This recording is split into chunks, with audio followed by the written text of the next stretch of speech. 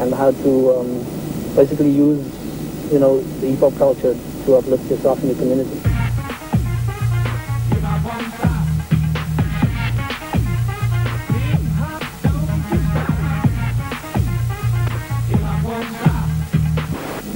I taught for 3.5 years at a school here in Cape Town, and I left because there's basically too much airtime, and the content of what we're teaching African kids is not beneficial to Africans. We're teaching young Africans to become European, because the content of our information is European based.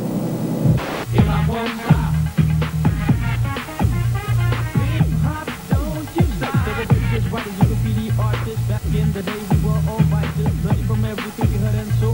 Never gonna wait to learn some more about the culture that enlightened us. They lost the vent, so important was frightening us. Spoke our minds in the form of rhyme. Learn to hip hop, I don't be no slime. How we stole our music, you can hit our history. Through hip hop that became clear to me. Now I use my mind and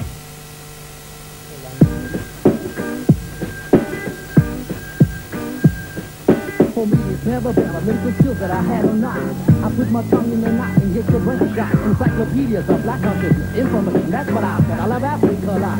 To help with words like supercalifragilistic, always take my rhymes realistic. I don't give a damn about big words that never meant. I'd like to capture the different sides of you guys that experience the life around the Cape Flat. I hear Cape Flat, I'm thinking, oh, I gotta get armed. Oh, I gotta go in there with them biggies, walk, whatever, Give me your side of the story. You live there, you know it. What is not being covered by the media? Simple things like a mom and dad both working to take care of kids, 5, 6 kids, waking up at 4 in the morning, going to work, earning minimal wage, coming home, feeding those kids, and not getting television coverage. Whereas drug dealer, leeching off the community, gangster, same thing, but he gets front page of the newspaper. I think one of the most important things that we have to realize is that gangsterism is not something that came about out of necessity. Also, it was created at the end of the day. It was set up so that people of color or people with a lack of cultural heritage or tradition can fail. So at the end of the day, kids out here, they have no pride in themselves, or they have no heritage or traditional links that they can fall back on when they're in doubt about their own identity. If somebody's not going to start pumping the positive side of things, like guys like us doing stuff in the community, if they're not going to show kids that there is something happening in the communities or in South Africa, things are going to stay the same. And they always say, everybody is like sitting to a trend. Everybody follows one trend. Now somewhere along the line, somebody has to break it. Our schooling system here don't teach you anything, because there's nothing for you to go to. I mean, you go to a school, you sit in a class with 40 other kids all with the same problems, So you don't listen to the teacher anymore. You start working on each other's nerves and stuff like that. So you find something else to do. My friends are smoking outside and they're dressing nice, and they're driving nice cars. So I'm also going to do that now.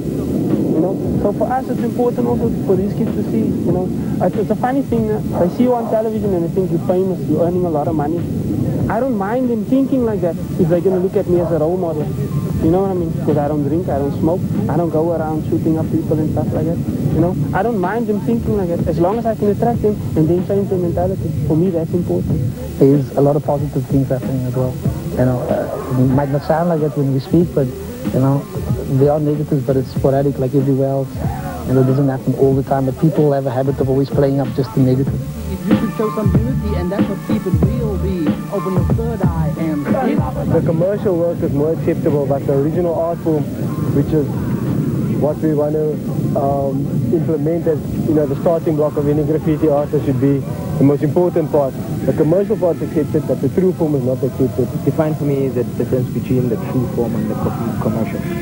Okay, the true form is what you see on the trains and stuff. I don't know if you ever sit on Cape Town stations over an hour and see what's happening on the trains, like the tagging, the little squigglies and the chrome stuff, the stuff that you see along the train, along the railway lines, along the highways.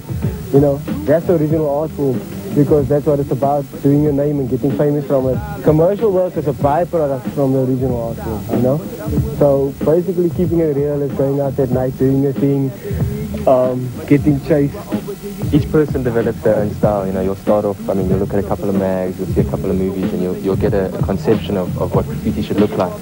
And as time progresses and as you put stuff in your sketchbook, you know, your own style starts to develop. And you see the styles that you enjoy the most. And, you know, you do copy a couple of the styles, but generally after doing it for a long enough period of time, your own character style and your own piece style comes out. But I wouldn't relate it to overseas at all. You know, we're individual in our own right. So then now, because now the information is like, there's a lot of information on the internet and everything else. 90% of the information is incorrect. And just because it's on television, kids are like, that's got to be the truth. Sure. Even if, like, the thing is, if it's American, they're like, it's got to be the truth. That's how kids think in South Africa. There's no way we can say we're not influenced by what's happening overseas. That's not true. Look at the way people dress. Look at even the influences in their music. But at the same time, they're not making a carbon copy.